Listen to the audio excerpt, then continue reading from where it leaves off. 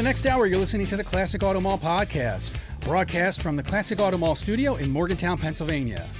Classic Auto Mall is a world-class facility conveniently located just an hour west of Philadelphia on the Pennsylvania Turnpike. The building is over 336,000 square feet and is full of over 650 classics for sale and 300 barn finds on display. Check out all the inventory on the website, classicautomall.com. If you have any questions for our host or guest, email us at podcast@classicautomall.com. Now on to the show with our host, the president of Classic Auto Mall, Stewart Howden. Well, that's me. Good morning, everybody. And good morning to everyone in lovely downtown Morgantown, Pennsylvania on a nice day. They were coming in by the droves this morning. Did you see that, Steve?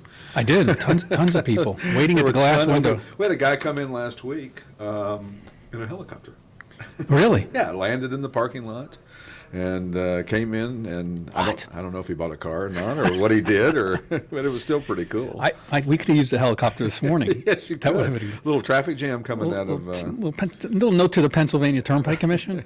If I'm getting through the toll gate and the entrance to the turnpike is closed just beyond the toll gate, let people know ahead of time so you don't make the mistake of going. I guess you had to go the wrong way. I had to go north for 6 miles. You know, it's funny. One day I was leaving to go somewhere from here, and I went the wrong way on the turnpike, and it's 15 miles that way and 15 miles back, and it's like, oh my God, there's a half hour gone. So. People out west don't realize this because on the freeway system in L.A., it's every block. It's right, just about every other block. Exactly. If you miss your exit, you just get off at the next one. Turn exactly. around. So yeah, but this is not L.A.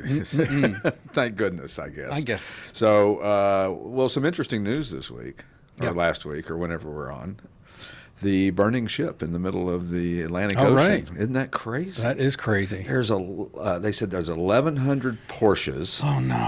189 Bentleys. Oh, my gosh. And then the rest, I guess, are a smattering of Audis and Volkswagens. I think there was 4,000 vehicles, or there is, or are, or were 4,000 vehicles on the ship, and it's burning and drifting, and I guess there's a salvage crew going out there today. But they said the Porsche factory had sent not only dealer cars, there's also some race cars on there too. So teams that are Porsche teams over here in the U.S. were waiting on their race cars to come over here as well too, and there could be some of those on there as well too. So just another thing for the the new car dealers to have to worry about. I was at the GMC dealer the other day up in Reading. They have no inventory. I mean, they just can't get cars. So, and I guess, a lot of it's to do with the ships. And then I think a lot of it's to do is when they do get inventory in, everybody buys something. It's like the grocery store. Yeah.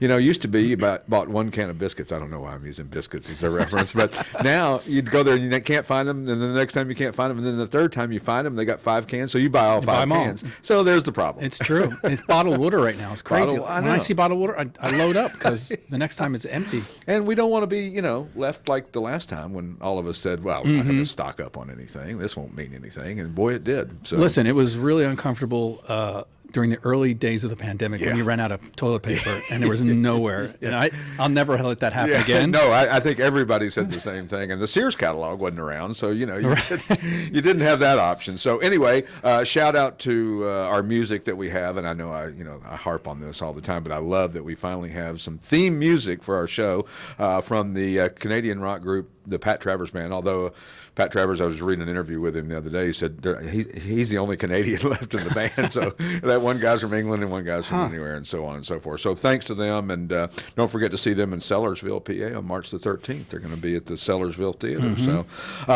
man, we have been so busy in the past week. It has just been unbelievable. We took in probably close to 50 cars last week, and our sales sold 35 cars last week.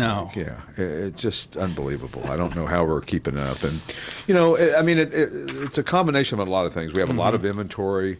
We're marketing everywhere.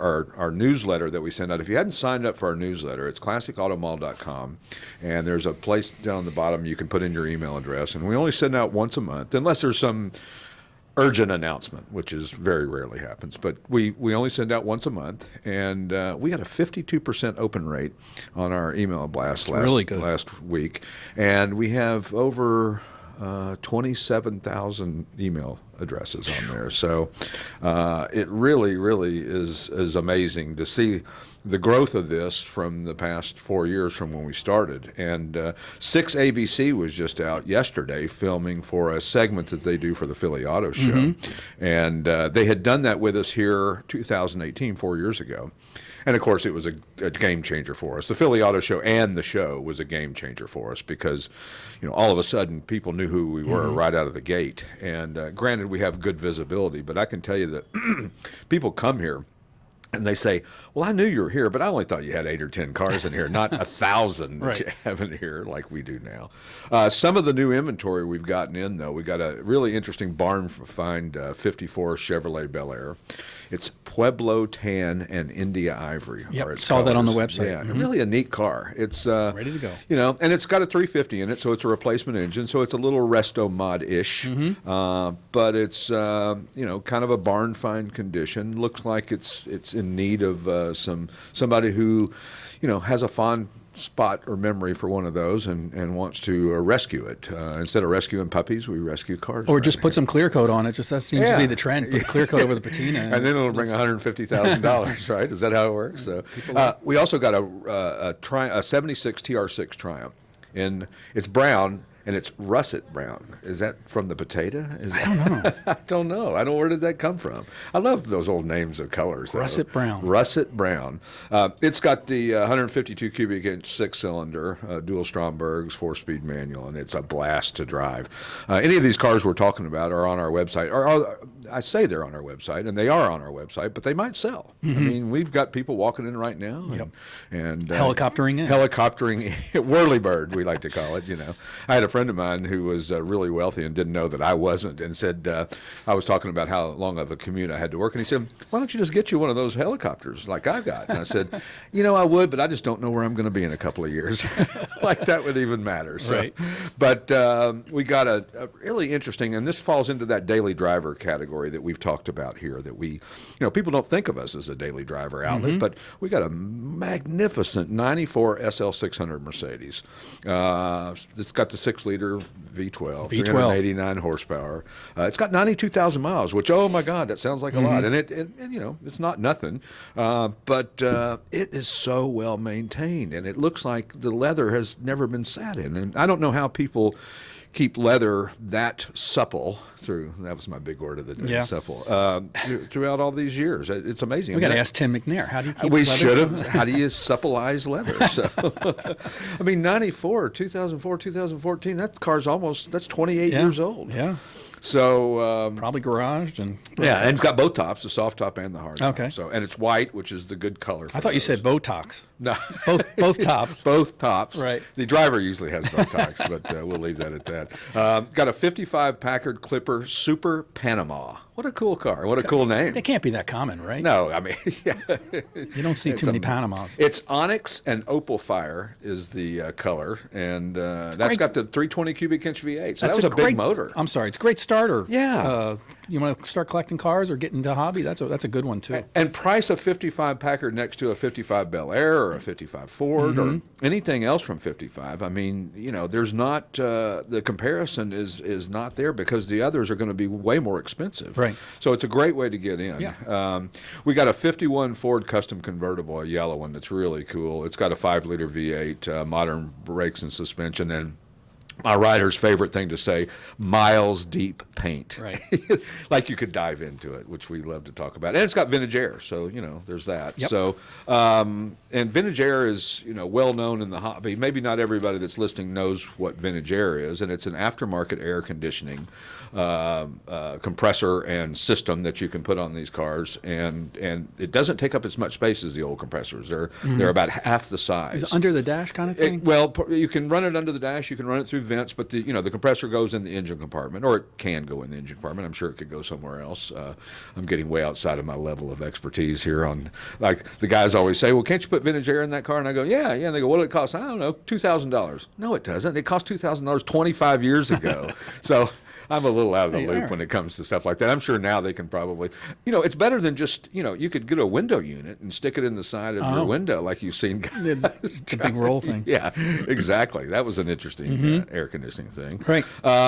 Don't forget also, and a 74 Pontiac Trans Am Super Duty we got in, one of 731 and 74 with an automatic transmission, which is surprising. They had quite a few of them, and that being the highest horsepower, Trans Am of the era, you would think that there would be less automatics than manuals, especially in 1974. But they made, I think they made 900 and something of those, and so only a couple of hundred of them were actually manual transmission, which, the manual transmissions in Pontiac world are, desirable, especially when you 79 Trans Am the last year of the 400 and a 4-speed manual. The 76 Trans Am, which was the last of that era, with the 455 in it, which is a great combination. And the prices on those are really, I was talking to a client up in Canada, and he's looking to buy one, and I think the going price is $60,000 or $70,000. Yeah, Trans Ams are on the uprise. And see, all those guys that made fun of me in high school, I had a Trans Am, called me a redneck, and now they all want one. They're all like, oh yeah, it's. I'd say they're almost as hot as Camaros. Yeah, we got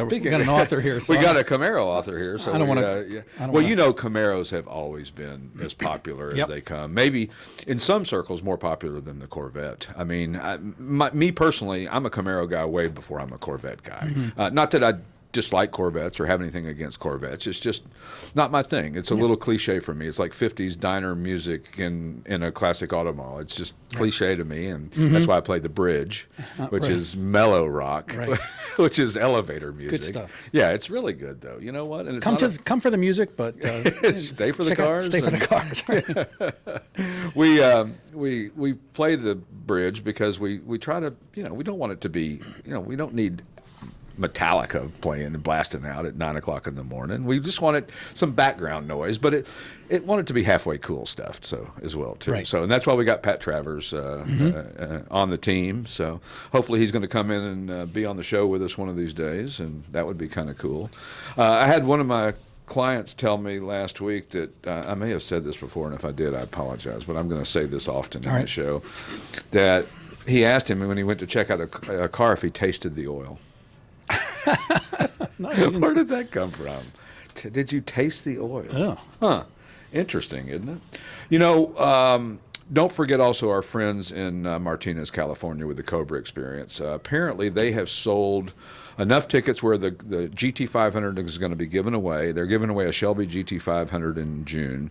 And if you go to cobraexperience.org and type in the code CAM11, you'll receive 25% more tickets when you go to their website and purchase some raffle tickets for the 67 Ford GT500. And when we return, we will have our special guest in the studio, Frank Incremona, who's an author and an all-around car guy, and probably got some interesting stories to tell about Camaros, and maybe he'll address your Firebird dissing when he comes on. We'll be back in a couple of minutes. And we are back with the Classic Auto Mall podcast live, if you're listening to us live, or if you're in our studio here live, in beautiful downtown sunny Morgantown, PA, and it's a little warmer today than it was. It's been cold, it's been warm, it's been a pretty mild winter, so we're not complaining too much. We have a special guest with us today, Frank Incremona, who is an all-around car guy, born in Brooklyn, New York, so that makes it hard to be a car guy when you're born in Brooklyn. I have talked to so many people that live in New York, and they go, I never even owned a car. It's so funny. I mean, that's true, though. I mean, did you grow up, you probably had people that didn't ever have cars or think about having cars. Yeah, a lot of our neighbors never had cars. Never had a car. Yeah, just took the bus or the train, I guess, in later years. Yeah. And it's funny. When you grow up around cars in the South like we did, a car was, we were just talking about this yesterday, a car was everything. I mean, everything that happened in your life, a car was involved with. You went to the doctor, you got married, you had your baby, you brought him home, you went on vacation. Everything was in your car. And so when you talk to people from Brooklyn and from northern states that didn't have cars as much, it didn't reflect as much. So it really took a real passion. What got you interested in cars? Well, my dad had a 57 Plymouth Savoy. Oh, nice. I like which Savoy. Was a pretty cool looking car. Yeah, in the day. And my Uncle Jack had a body shop. Right. And my dad had a little fender bender and had to drop off the car. And we went to pick it up, and when we picked it up, the door to the shop was open, and I see all these guys in there doing all this work on it, you know. Right. And it's like, wow, that's pretty cool. You know, they're making it straight again. Sure, you sure. know? That kind of got me started. And then I don't know why, but I could identify cars by their taillights when they were going down the road. Right. You know, and we'd be driving down and like at night going somewhere, and my dad would, you know, say, "What is that?" "Oh, it's a 55 Chevy." Right. You know, You that's just a knew it. 56 Ford. Yeah. And Yeah, they couldn't figure out how I knew that. How did you know that? Do you just watching and paying attention? Did you read car magazines at all back then? Or? No, there was no car magazines for me back then. I didn't mean you were that old before the printed word. You know? But there wasn't a lot of. I mean, there wasn't an amount of car magazines like there were when I was growing up Right. in the 70s and or 60s and 70s. But you know, it's funny. I mean, I guess. We had a lot less information back then, and therefore it was easy to recognize. Plus, cars had very distinct looks to them. Yes. You know, I mean, the difference between a car nowadays, they all look the same. Yeah, they're all cookie cutters. Yeah. Now. And the reason being is that you'll talk to engineers, and they'll say, look, we were all trained at the same school to get the same results, the best aerodynamics, the best fuel mileage, because that's such an important part of the landscape of cars right now. They have to get a certain amount of miles per gallon. Sure. So therefore, but we were looking at a 55 Fairlane Victoria that we have here, and the amount of chrome on that car. Yeah. Oh my God, it's just beautiful. And it's unfortunate that you could never afford to do that on a car today. Yeah, true. You know, True. it's one of those things that I mean, it's not a dead breed, because people still restore these old cars and people still restore chrome. There's still chrome shops, but the regulations in being in the chrome business nowadays have got to be, you know, It's ridiculous. frightening. So, so you moved to Pennsylvania in the 60s, right? 65. And how did your car world progress from there? Well, I don't know if it was fate, Right, but my neighbor directly to the left of us right, had a 65 GTO and then bought a 69 Camaro that he converted into a race car. right, And my neighbor directly across from me had a 64 GTO right. that he put a 427 in. Well, of course, why not? Yeah, and then my neighbor to the right of me, his dad was a Chevy dealer, Right, and he drove a 55 Chevy Right. with a 265. He used to go to the track on the weekends. And that's the only way I got to sleep in the beginning, because I was so used to the noise right. of being in Brooklyn that I would just sit there and toss and turn. And when he came back from the races or come out from being out late, I hear that car coming down the street, and I was Put out you to cold. sleep. Well, you know, people use that nowadays with their kids. They take them out for a ride in the car sometimes just to get them to go to sleep, Yeah. because it's too quiet. We're hermetically sealed. So you're in Pennsylvania now. What part of Pennsylvania were you in? Hatboro. Oh, okay, yeah. So and so you're seeing all these cool cars. And how old were you at the time? When 7. 7. So you're already into cars, like. Yeah. You know, that's I remember being into cars at a young age. I don't know what sparked me exactly. I know Hot Wheels had something to do with it, and Matchbox cars had something to do with it. Oh, But yeah. I'm not certain that was, you know, a lot of people say that kind of as a cliche. Oh, that's what got me started into the hobby, and I don't know if that's completely what it is. I know that I had a cousin who had a motorcycle who showed up at our place one time, and that was cool. And then just seeing the cool kids in the neighborhood driving a cool car, Oh, yeah. you know, and thinking one of these days, Yeah. I'm It's gonna have coming. one of those, I'm yeah. going to have that. What was the first car you had? Very first car I had was a 61 Chevy Impala Right. with a 409. Oh, wow. Well, And you it was started out convertible. slow, right? You were Yeah. just easing into it, right? When I was 15, my dad came home from work, and he said, "Do you want a car when you're 16?" I went, "Yeah." Do you want to go? So I go to school the next day saying, "Hey, Dad's getting me a car when I'm 16." You know, I'm Right, all right. excited. I come home from school that day. My dad comes home from work. He goes, "I found you a job. You start tomorrow." Yeah. And then every week I'd give him my paycheck. He'd put it in the bank.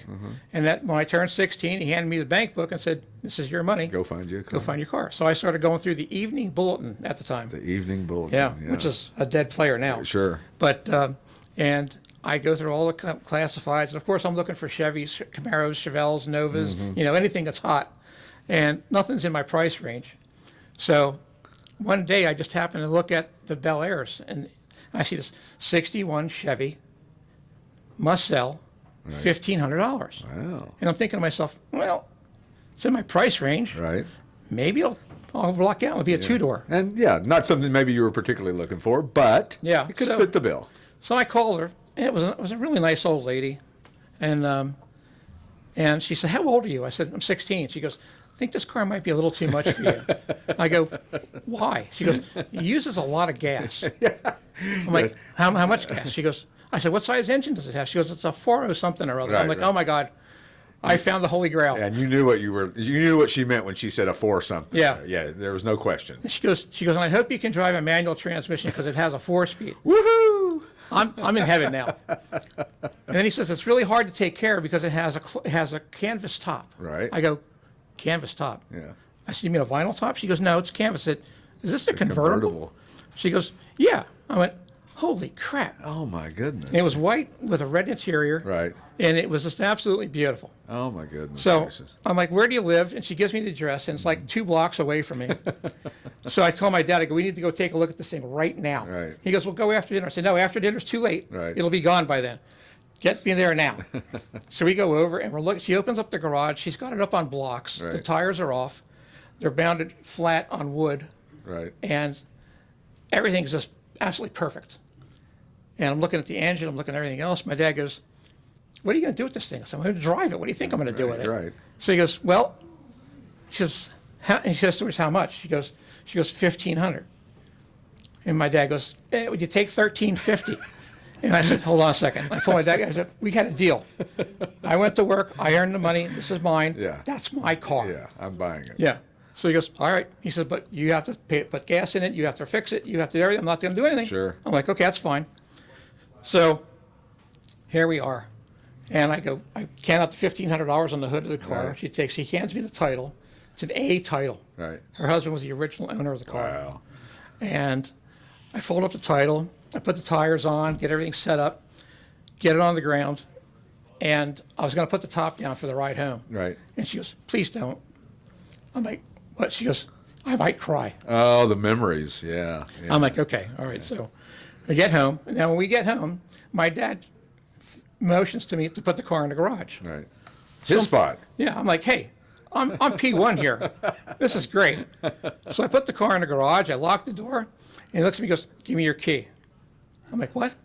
He goes, "Give me your key." I go, "Why?" He goes, "You don't have insurance on it. Right. You don't have tags. Until you can put that, you don't get to drive Which, it." by the way, costs more money. Oh, yeah. Lots more. Lots more And insurance, too.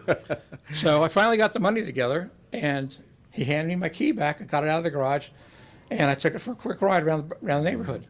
And everyone in the neighborhood's like, Yeah. where did this come from?" Did they know what it was, or did they? Some of them Some did. of them did. Some Yeah. of them probably didn't. Well, my neighbor was a sales manager at a Chevy dealer. So he knew. Yeah, he knew. Yeah. Because he remembers me drooling over a 67 Camaro when he brought it home the first time. Right. Well, it's funny how we luck into things, or things just happen for a reason in the car world, and sometimes you just find something like that, and other times you can search for years and never ever find anything yeah. that you're looking for. True. And nowadays, I mean, there's still barn finds out there, not the same way as that there was 15 or 20 years Oh, ago, yeah. and finding these cars and the holy grails in the garage. I mean, there's still some out there, no question about it. But boy, and people say to me, and I'm sure they said to you, "Boy, you should have kept that car all these." Oh, yeah. You know what? Life happened. You can't just say, "Oh, yeah, I'm going to keep a car for 40 years and store it and insure it and move it and go through life and ups and downs and, this, that, or the other." It's not as easy as it sounds. How long did you keep that car? I had it for about 8 months. Right. Somebody followed me home, and I was really getting kind of worried because I thought I was going to get whacked. Right. And I pull in the driveway. He pulls in behind me. He goes, "You want to sell it?" I go, "No." No. He goes, I'll make you a good deal on it." I'm like, I don't care." Right. And my dad comes out, and he's like, "What's going on here?" "I want to buy your son's car." He The goes, negotiator, right? Yeah. So my dad's like, "Well, sell it to him." I'm like, "No, Yeah, this is I don't my want to sell car." it to him. This is my car." So the guy makes some ridiculous offer. So I go, "Okay, I'll tell you what. You come here Monday morning with that much money in cash, Right.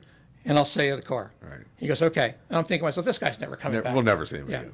Sure enough, first thing Monday morning, He was there. he's knocking on the door. "Hey, I got the money." I'm like, "Oh, man." you've gotta be Careful kidding what me." you wish for, right? So my dad's like, "Give him the car." Got to sell it to him. I'm like, all right. Did you have your eye on something else, though? Not at the time. Right. So, all right. So I got the money in my hand, and I see the car driving down the street, and now I'm getting teary-eyed. Like the lady when you drug it out of her garage. And I'm like, Dad, why did you make me do that? He goes, it was good money. I go, but it was the car. Yeah. It was the car. He goes, don't worry. He says, you'll be fine. Right. So, okay, so we go forward a little bit, and one of my friends from school, her husband had a 69 Camaro, Right. big block. And he was selling it because they were having a kid and they needed the money. So I bought the car. White, black interior, turbo 400, Right. console gauges, tech. It was really loaded. Right. But it was a big block car, and it was a real big block car. Nice. So, okay. So now I'm playing with this thing, and of course, I'm making modifications to Sure. it, doing all You kinds can't of leave neat it stuff. alone, right? And one of my friends says, you should have the heads done, Right. because these stock heads are crap. I'm like, oh, yeah, that's a good idea. So I get it. I start looking for people to do it. I call Brandywine cylinder heads, Right. and the guy doesn't have any time for me because I was asking a lot of questions. And you're a kid probably still, Yeah. so. So, all right, so I call Mondello Heads out in California. Mm-hmm. And Joe's talking to me for like 2 hours Wow. because I'm telling him, well, I said, look, this is how much money I have to put into this. But I'd like to do this, that, and the other thing. He goes, send me the heads. I'm like, yeah, but I want to know. He says, don't worry about the money. Just send me the Send me heads. the heads. I'm like, okay. So I sent him the heads. He's looking them over. He goes, okay, this is what we need to do right away. You know, Right. guides, seals, blah, blah, blah, blah, blah. All right, okay. He says, now, port matching, little port work here and there, blah, blah, Right. blah, blah. I'm Right. like, okay, how much? He goes, how much do you have? I'm like, well, I said, I only budgeted about $1,500 for this deal. He goes, fine. And it was a done deal. It probably would have cost a lot more. When we return, we will continue with Frank Incremona and talk about more things, classic cars and special interest cars and muscle cars and Camaros. He had his hand in a book back then, and then worked at a speed shop and all kinds of interesting things when we return. And we are back with the Classic Auto Mall podcast, live from the Classic Auto Mall studios from Classic Auto Mall Incorporated in Morgantown, Pennsylvania, and the crowds are rolling in today. It's amazing. I mean, just every Saturday seems to be getting busier and busier. We just have more and more people who have heard about us. And it's funny, 4 years we've been doing this. 4 years we've been open 6 days a week and advertising everywhere, and you still get the guy who's 250 yards from here over the mountain and says, I didn't realize you guys had all those cars in there. You think, well, golly, we must be really failing at the advertising side of this, but I digress. We've got our guest, Frank Incremona, in here with us, another friend of the show and a friend of Classic Auto Mall, Bruce Shaw, who's an attorney, I say local attorney, but he is an attorney all over the world representing clients with car issues and things, classic cars and misrepresentation and things like that. Great guy, really knowledgeable about the car world. Has been a big plus to our business and introduced us to Frank. And glad to have you here this morning, Frank. Thank you. Nice to meet you. Yeah. So tell us a little bit about, you got a little authorship in you. You wrote a book. We were talking about your Camaro, and I guess that was your start of your love affair with Camaros. Yeah, that got me started. Yeah. So you wrote a book, a fact book, which is difficult to do because that's a lot of knowledge to have all that stuff. And Yeah. especially back then, you can't just Google stuff. Yeah, we didn't have the internet back then. Yeah, exactly. It was all elbow grease to Absolutely. get it done. And I know that when I was younger, I didn't know enough about cars to know that there was cars that were really way more special than just the regular car. I mean, I didn't know the difference between a 350 Camaro versus a 396. It didn't register with me. I knew I loved Camaros, but I really didn't know that there was a big difference. And of course, there's a huge difference. Oh, yeah. Especially price-wise Yeah. and value-wise. So what got you to become an author? How did that happen? Well, I've been playing with cars, of course, for forever. Right. Went to tech school for auto shop. Right. Still working in shops here and there, and I started finding Camaros in backyards, parked, no engine, this, that, and the other thing. And Used up they were. yeah. And, well, back then, you could get them for like $200-$300. Yeah, I know. So I'd get them, and then of course, the big thing is it worth putting it back together, or should I part this out? Right. You know, and any car that I stayed together and sold was good, but anything that I took apart, I made like a little list. Right. You know, this is the VIN number. Here's the cal tag information. Right. This is what was in the car. Right. Well, and I just kept. I was making my own database. Yeah, pretty and much. not many people were thinking about stuff like that, No. or cal tag. Nobody even really knew what a cal tag meant or was, or why it was even there. Exactly. Wow. And then I started noticing like the X codes on the 69s. And the big blocks had certain numbers, and the small blocks had other numbers, and blah. So I started collecting parts. And my garage, or I should say my dad's garage, Right. got completely filled up with fenders, hoods, doors, trunk lids, spoilers, you know, everything I could think of. Sure. And then at one point, Carlisle comes up. Wow. So I rent a truck. I get my spot at Carlisle, and I start loading everything in. Sure. And my dad says, "What are you going to do with all this junk?" I said, "I'm going to sell it." He goes, "How much money could you make?" I said, "I'll show you when I get back." So I'm there for like 2 days. I sell out completely. Right. And I come home, and my dad goes, "How'd you do?" And I reach into my pocket, and I pull out a wad that's about 3 inches wide. Right. And I go, "I did this." And he goes, Couldn't believe it. "For all could that junk?" you? Yeah, junk. Damn. Yeah. I go, "Yeah." That is He goes, funny. He says, "I would have never believed it if I didn't Right. see it." Well, because I mean, I think that a lot of people have that same mindset: is that this is no rusty part. Who cares about that? Yeah. But when you're restoring a car and you don't have that part, Yeah. then you do care about it. Absolutely. And of course, we've all gone to on to learn the lessons of things that we did to cars back in the day that we wished we hadn't have done because sure. we didn't know any better. When we replaced a motor, you replaced a 302, a DZ302, and a Z28, and you put a 350 in there because the 302 was shot and it was going to cost more money to fix it than you could go buy a 350 for. Absolutely. So you just chunk that into the junkyard. And, Yeah. it's a shame. I mean, we always say too that not only are things like that happen, but documentation that's still in people's attics for these cars and build sheets and all that stuff. So, so you got all this knowledge about Camaros. So you say, I'm going to write a book, Well, had a little accident at work, right? and my back got messed up, and I was off my feet for about 6 months. Right. And I was miserable Sure. because I couldn't do anything. So my girlfriend at the time says, "You've got all that Camaro stuff you've been saving. Do something with it." I'm like what? She goes, "Write a book." I'm like, Okay. "How am I going to write a book? I don't know how to write a book. I don't know how to do this." She goes, "Just start putting your notes on paper and Right. find out what you got." That's funny. So next thing I know, I've got all this stuff on paper, and I'm like, "Hey, this may actually be something." Right. And then when I finally was able to get up and move around, I went to a lot of car shows, took a lot of pictures, and started assembling stuff together. When it was finally published, it was like, everybody's like, "Wow, Yeah. how'd you do this?" Yeah.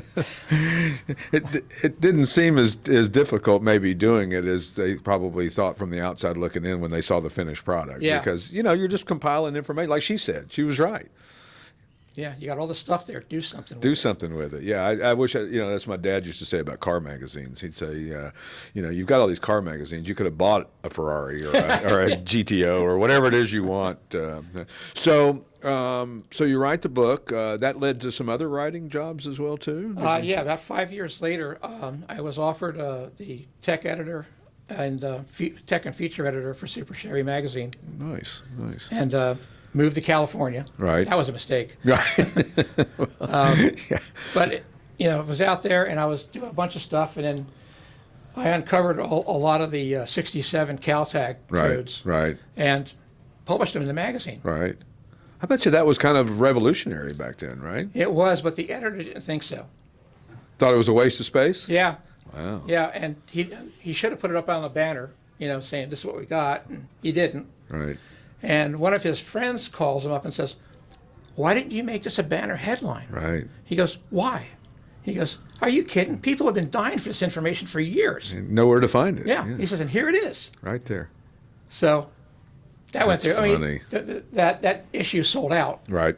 and because everybody was trying to get their hands on it, and just Well, and that led to some other things too. You were in Popular Hot Rodding. You did some writing for them as well too. Yeah, And it kind of crossed over. Sure. Well, it's I write a little article once a month for the AACA Speedster, and it's difficult. You grab a blank piece of paper and you go, oh, okay. And I only have to do about 5 or 6 paragraphs, you know, but it's a lot. It's sometimes it's difficult to get started. But I found, kind of like what your girlfriend said, is that if you compile all the information and you just start from a raw information side of it, then it comes together much easier than you would expect it to do. Yeah, 'cause and you have an outline. You have an outline. You kind of know what you're talking about, know what you're gonna do. And so, any desire to continue writing anymore, or are you done with that aspect of it? I'd love to, but Right. I'm at a point now where people go, "How old are you?" And you tell them, go, well, we'll let you know. Yeah. And that call doesn't happen to come back, does it? No, it doesn't. Well, unfortunately. I hope they don't put us all out to pasture, but, I don't want to be working at Walmart as the greeter, but, you never know, right? So I imagine that over the years, some cars have slipped through your hands that you wish that you still had. Oh, yeah. Any particular that come to mind? We know about the 409, but... My Camaro, right. that got stolen. Yeah. Oh, wow. Never recovered. Never found. Maybe it'll be like that story in California. Did you hear that not too long ago? The guy, 40 years later, they found his Corvette or whatever it was, and he was like, "I don't want it now. I don't want it now. I can't even fit in the stupid thing. I wanted it back then when it was cool." Yeah. It's kind of like when you can finally get your dream car, but you're in your 60s. It doesn't have the same effect, cause and effect, as it does now. So, do you still mess around with old cars, or you Try to. Yeah. I have friends that have them, Sure. so I'm usually working on their cars because they don't know what they're doing. Sure. And you worked at Bruce Shaw's speed shop for a while as well, too. He had a speed shop called Shaw's Speed Shop back in the late 60s, early 70s, was that? Well, actually, I think Bruce started back in the 50s. Oh, wow, yeah. In his mom's garage. Right, That he converted to a shop. Right. Fantastic. And of course, he had, I think, multiple locations, didn't he, around this part of the He had world? one in Bristol, one up in Trooper. Yeah. And the one in Willow Grove, which is the main store. Yeah, that's retail business is, one of those things. But yeah, Steve has got something to say. Yeah, I just had a question. The convertible 409 is a holy grail. What's the holy grail Camaro? What's the rarest Camaro? yeah. What are people looking for? Yenkos or what? Well, the holy grail is the 69 Copo CL1. The aluminum block, Yeah. that they're worth, gosh knows, what are they worth nowadays? Who knows? Infinite amount of Whatever you want to charge for it. Pretty right? much. I mean, if you look at what the prices at the auctions anymore, I think you could just make up a price. And that's happened before. We've had cars for sale, and literally raised the price and it's sold. Yeah. I couldn't get an offer on it at a lower price. Somehow the price point. Well, it's like my analogy of the rake. You go to Walmart. There's the $5, the $10, and the $15 rake. Which rake do you buy? I buy the $15 one because I think it's going to last longer, and it'll last 10 times longer than the $5 rake, and at least 5 times longer than the $10 rake. But I don't know. There's no hard scientific evidence to any of this, but it's just my little world, so I can say whatever I want. Yeah, well, I'm not sure if you saw the results from Meekum. Oh my gosh! I mean, they were getting stupid money for these Crazy. And same with Barrett-Jackson with resto mods. We were talking about last week on the show. $700,000 for a resto mod Corvette. Yeah. That literally the sum of the parts is only probably about $300,000, labor, parts, and everything. Yeah. So how does a $300,000 investment become a $700,000 car? Is it work of art?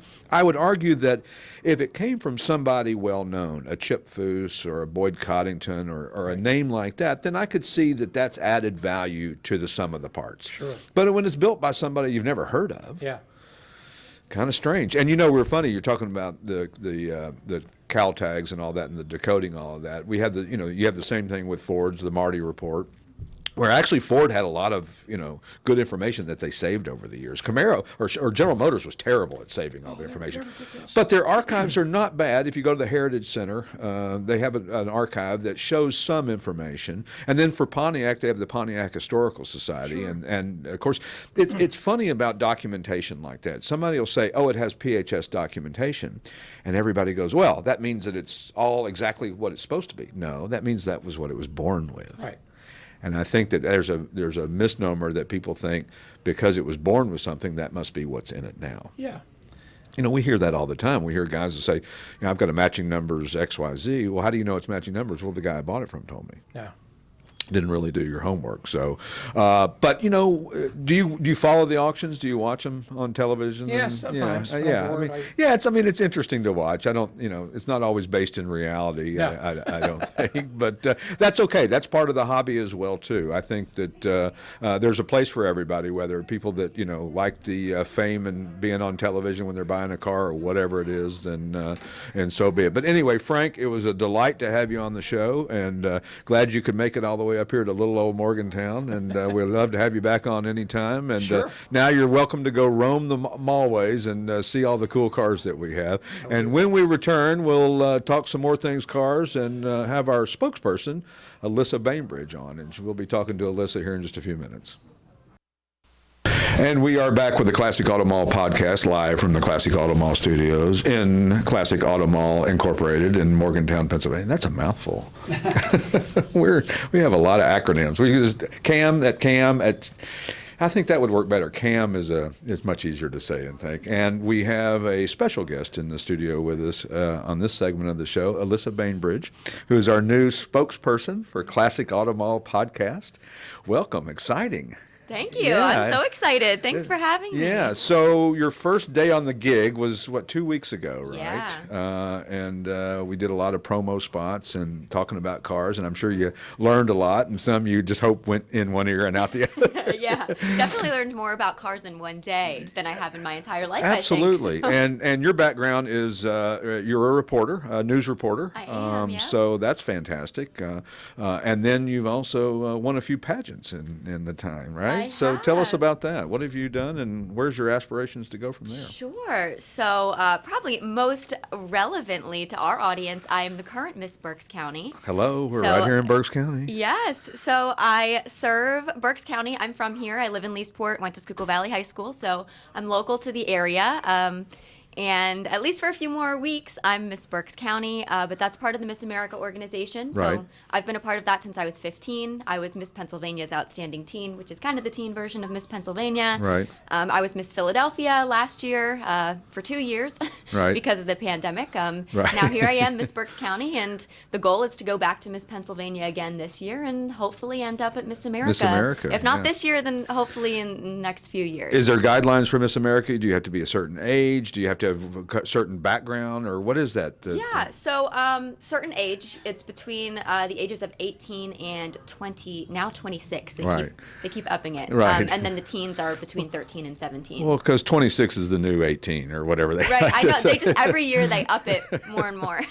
So yeah, and that's held once a year. They have the Miss America pageant. Is that correct? Yeah. So- Now it's in Connecticut. It used to be over in Atlantic City, Right. but now they have it in Uncasville, Connecticut. Oh yeah, there's a casino there, I believe. Isn't Oh, there? yeah, it's in a casino. In It's a at the casino. Mohican Sun. Yeah, that thing is. I haven't been there, but everybody says it's amazing. I We know, have a I've casino heard. over here, but it's probably not the same level as the Mohegan Sun. Although it's a wonderful place. I haven't been over yet. Yeah, you got to go check it out. It's really. You don't feel like you're in Morgantown, Pennsylvania I'm when you're sure. there. It's like, where are we exactly? And of course, that's by design. There's no windows. There's no, you don't know what time. There's no clocks on the wall.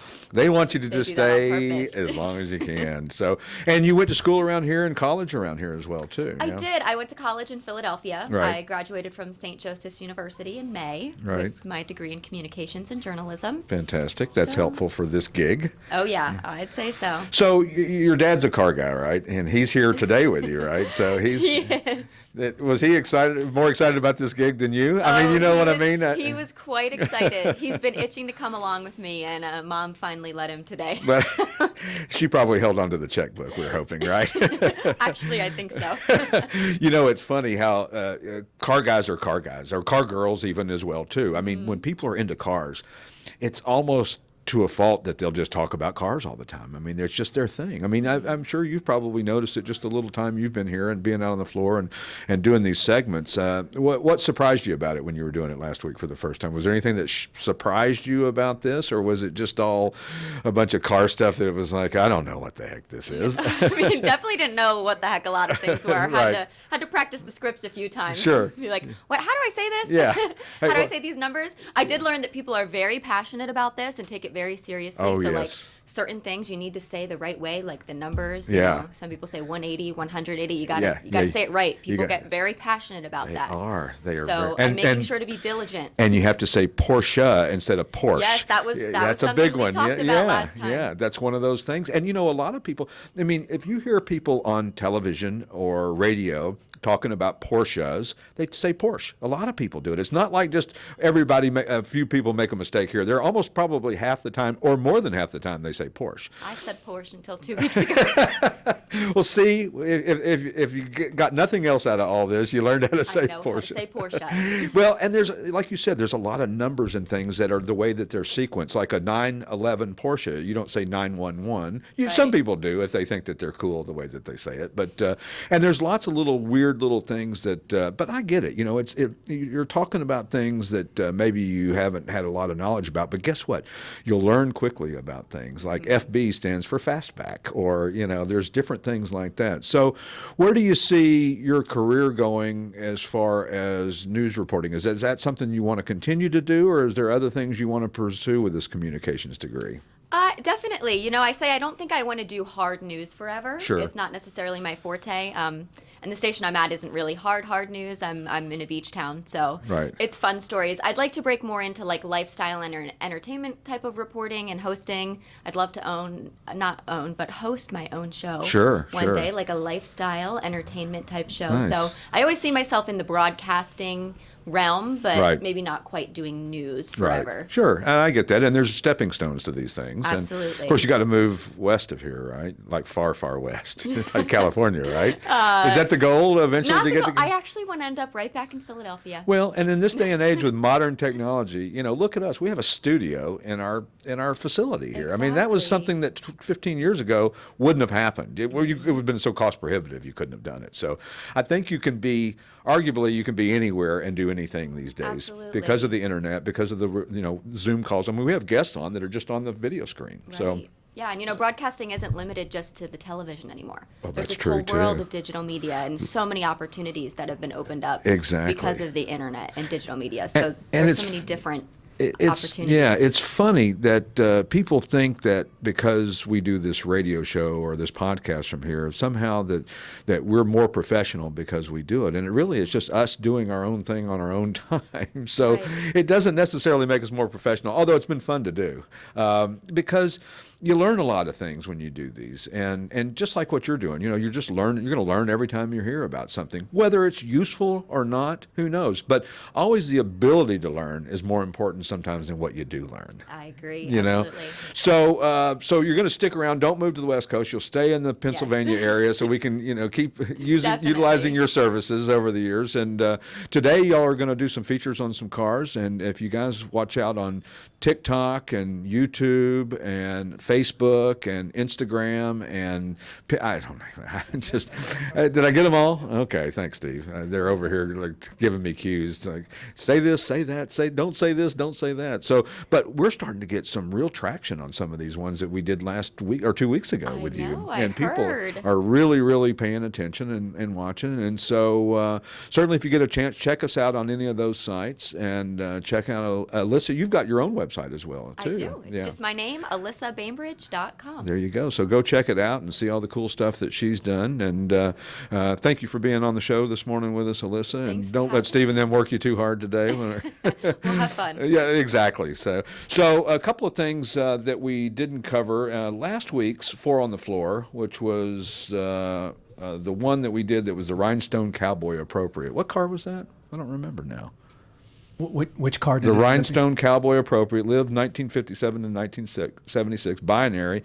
Get in and bring your plywood. Yeah, that was an El Camino. Yeah, the plywood kind of gave it away. Yeah. I think that probably made it a little easier. This week's Four on the Floor version is so here's the premise. We give you 4 clues. And if you know what specific year, make, and stock number, year, make, and model of the car that's in our inventory currently, send us an email at podcast@classicautomall.com with the correct answer, and we'll send you a hat. And they're cool hats, too. They're not cheapy hats. They're expensive hats. So the 4 clues are for the Four on the Floor: destructive rage, land shark, year one unibody, older cousin is a movie star. So those are your 4 clues for 4 on the floor. Destructive rage, land shark, year 1 unibody, older cousin is a movie star. I think it's way easier than past clues. Because you're the one who creates them. So this past week, we had an amazing week. We were saying earlier, sold 35 cars in 1 week. That's just, I don't even want to tell my new car dealer friends that. They look at me like, really? Because they're having a hard time getting inventory, and I feel bad for them. So where all did we sell cars, you might ask, this week? Well, how about Northridge, California, Brooklyn, New York, Walworth, New York, Newcastle, Delaware, Frederick, Maryland, Dedham, Massachusetts, Niagara Falls, Ontario, Canada, Coram, New York, Zephyr Hills, Florida, Toms River, New Jersey, Virginia Beach, Virginia, Middle Island, New York, Morro Bay, California, Owasso, Oklahoma, New Kensington, Pennsylvania, Coatesville, Pennsylvania, Seven Valleys, Pennsylvania, Chalmette, Louisiana, I'm sure I butchered that, Gordonville, Pennsylvania, Lambertville, New Jersey, Wadsworth, Illinois, Brennigsville, Pennsylvania, Palo Alto, California, Lambertville, New Jersey, Bethlehem, Pennsylvania, Hamburg, Pennsylvania, New York, Leesport, Pennsylvania, Charlestown, West Virginia, Chadsford, Pennsylvania, Millville, New Jersey, Fleetwood, Pennsylvania, Wakeman, Ohio, Fredericksburg, Texas, and little old Branson, Missouri.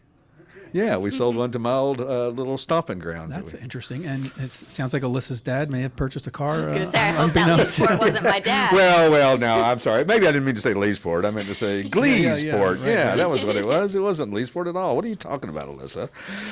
So anyway, we were featured, as we said, and don't forget to check it out on the 6 ABC. Came out and filmed yesterday for about 3 hours and got some great footage of our place. So we're going to be featured for the upcoming Philly Auto Show on their hour-long segment. I don't know how long we get. We filmed for 3 hours. We'll probably get 19 seconds. If you're lucky. Yeah. If you're lucky. I was on a show, American Hot Rod, and they filmed me for 4 days, and I got 5 seconds that I was literally on air. I was like, well, that was a big waste of time. Some of the shows coming up that we're going to be at. We're going to be at the Boca Raton Concours d'Elegance coming up in next week from, I don't know, it'd be tomorrow. If this airs a week from now, it'll be tomorrow that I'm going to be. Boy, I'm very confused, and it's not hard to do. And then Amelia Island is the week after that, and then the Philly Auto Show is March 5th through the 12th. Next week's show, we're going to be on vacation, so I won't actually be here, so we'll run a repeat, which will be a week from, I don't know when. I can't do the math. A week from Saturday. So I wrote an article last week. I write an article every month for the AACA Speedster. It's their newsletter. And I wrote one about etiquette around automobiles, and my wife wouldn't let me post it or even talk about it. She says I have to nice it up a little bit because it wasn't very nice. It wasn't that it wasn't nice. It was just a little bit of a rant about, how to act around old cars. And there's certain ways that you should and shouldn't act. So anyway, we'll get into that next time. The article I rewrote was The Model A is Dead and Other Myths. A lot of people have been calling the Model A was one of the first kind of collector cars that were out in the world that people started collecting as antique cars.